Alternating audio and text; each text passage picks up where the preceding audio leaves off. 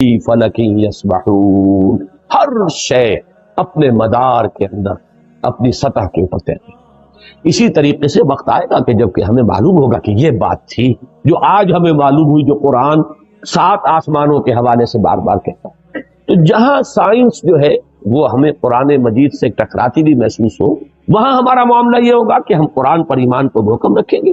ہم سمجھیں گے یہ آیت متشابہات میں سے ہے، اس کا مفہوم ابھی ہم نہیں سمجھ سکتے، لیکن ہمارا ایمان آمنا بہ کل من عند ربنا، یہ پورا قرآن متشابہات ہو یا محکمات ہو ہمارے رب کی طرف سے ہے، ہم سب پر ایمان رکھتے ہیں۔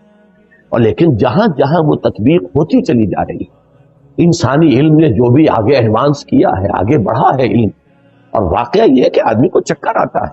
کروڑوں میل کا سفر کر کے آپ کا ایک راکٹ جا رہا ہے اور سیکنڈوں کا فرق بھی نہیں پڑتا، کتنی راتیں گزر گئیں، کتنے سال گزر گئے، 11 سال کے اندر وہ پہنچا تھا وہاں، جو وہ آخری ہمارا اس جو کنبہ ہے سورج کا، اس کا جو سب سے آؤٹ موسٹ جو ہے اس تک پہنچا ہے 11 برس میں، سن 77 کا چلا ہوا، سن 88 میں پہنچا ہے، لیکن پورا حساب کتاب صحیح جو یہاں پر بیٹھ کر کیلکولیٹ کیا گیا تھا اسی کے مطابق وہ وہاں پہنچا۔ تو یہ انسان کی ترقی جو ہے، یہ یوں سمجھیے کہ سٹیگرنگ انسان کا چکر آتا ہے کہ کہاں تک انسان پہنچ گیا۔ اب اس علم کو آپ نظر انداز کیے رکھیں، اس سے کوئی گفتگو ہی نہ ہو، وہ بس اور آپ چلتے رہے وہی پرانے مفسرین نے جو کچھ کہہ رہے، وہ پرانے مفسرین وہ خائن نہیں تھے، بددیانت نہیں تھے، لیکن کیا کرتے، ان کے پاس معلومات کا ذخیرہ ہی نہیں، ابھی وہ معلومات کا اتنا لمبا چوڑا ذخیرہ ان کے پاس موجود ہی نہیں، جو کچھ تھا اسی کے اوپر کام کر رہے۔ تو سائنٹیفک معاملات میں یہ سمجھ لیجئے، میری اب تک کی سوچ کا جو حاصل ہے وہ میں نے آج آپ کو بتایا ہے۔ اول تو میں شدید اختلاف کر رہا ہوں تنزلات کا جو فلسفہ ہے اہل تصوف کے ہاں، وہ تنزلات ذات قرار دیتے ہیں، ذات باری تعالیٰ کے تنزلات ہیں، معاذ اللہ ثم معاذ اللہ ثم معاذ۔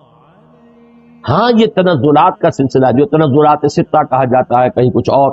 لیکن میرے نزدیک یہ تنزلات 3 ہیں، 3 لیولز ہیں اس کے، اور یہ تنزلات جو ہیں در حقیقت اللہ کے اس امر کن سے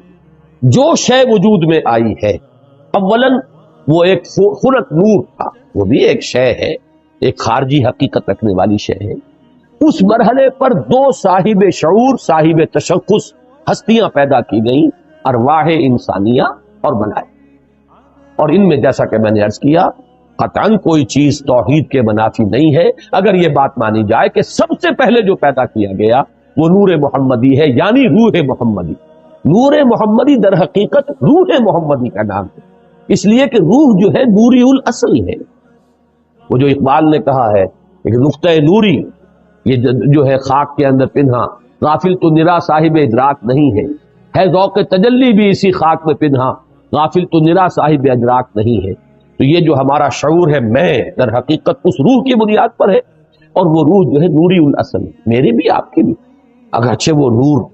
محمد الرسول اللہ صلی اللہ علیہ وسلم کی روح کا جو معاملہ ہے، ہم ویسے اگر کہیں گے تو کہاں ہم اور کہاں وہ، زمین و آسمان کا فرق ہے۔ ہمارا وہ نور جو ہے ہمارے نفس کی ظلمانیت کے اندر گم ہو گیا، اور وہاں وہ جو نور ہے وہ اپنے نفس کے اوپر ایسے غالب ہے کہ حضور نے جیسے کہ فرمایا کہ شیطان تو میرے ساتھ بھی ہے لیکن میں نے اسے مسلمان بنا لیا،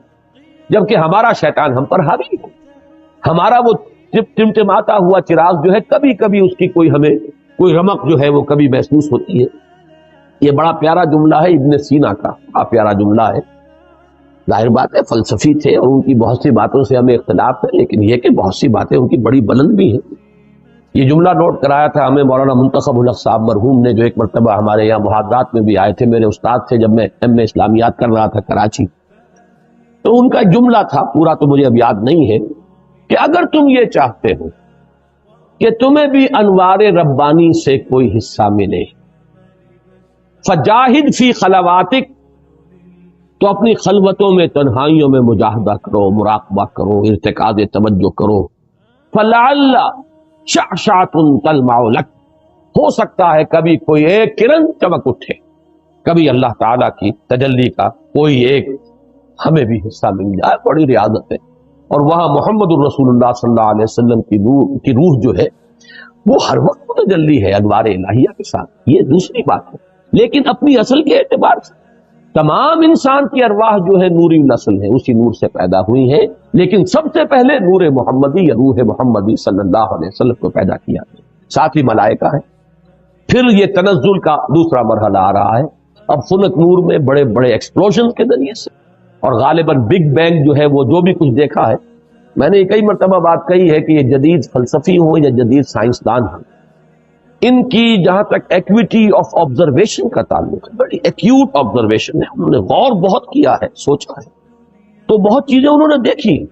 اگرچہ ان کی تعبیر، توجیہ اور ان میں کیا ربط و تعلق ہے، اس میں ٹھوکریں کھا گئے۔ فرائیڈ کی عظمت کا میں قائل ہوں کہ اس نے انسانی شخصیت کے 3 لیول معین کر لیا، آبزرو کیا ہے کہ انسان کے اندر 3 لیولز ہیں،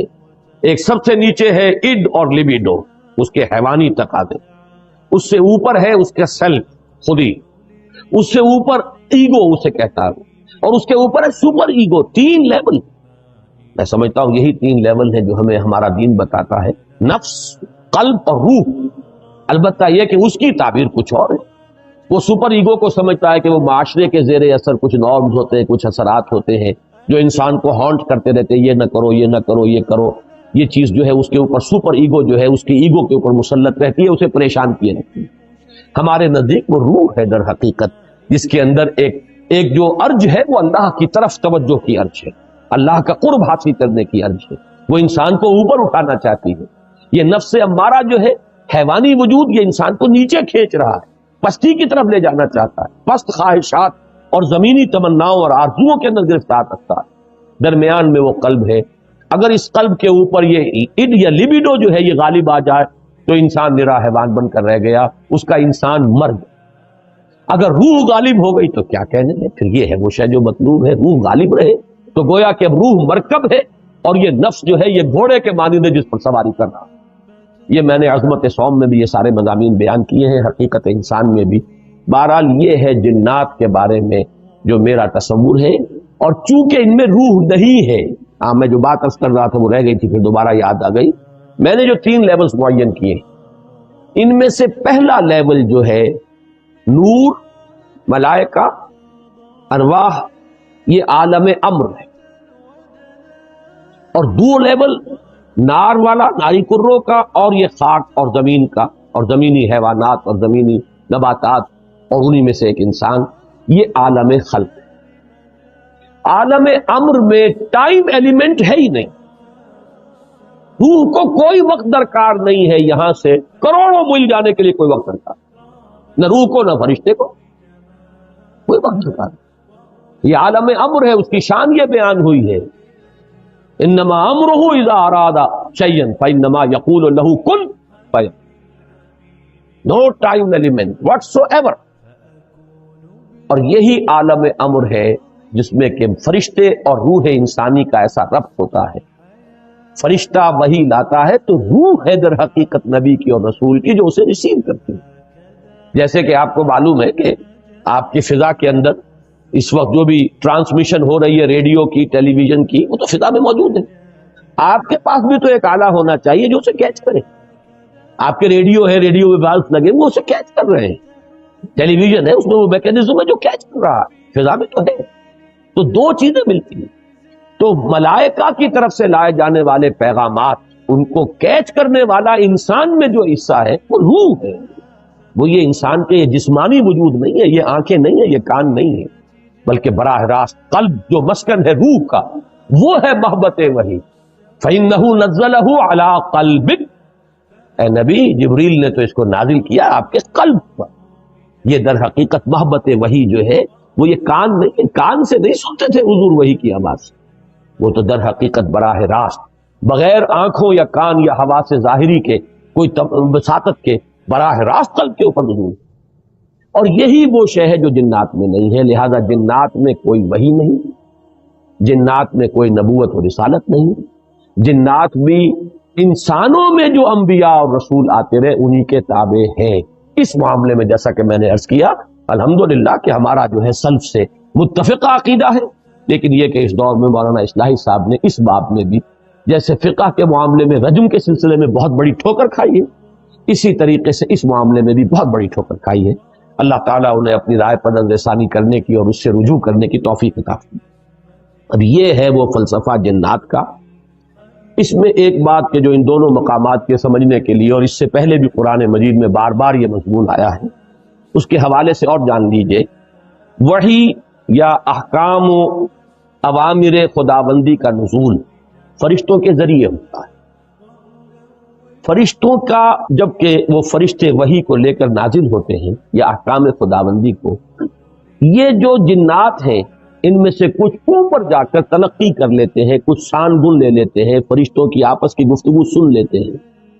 اس سے جو حقائق اور واقعات انہیں معلوم ہوتے ہیں وہ اس دنیا میں آ کر جو کاہن قسم کے لوگ، یہ عامل قسم کے لوگ، کاہن قسم کے لوگ، کہانت کا جو بازار دنیا میں چلتا رہا اور کاروبار ہوتا رہا،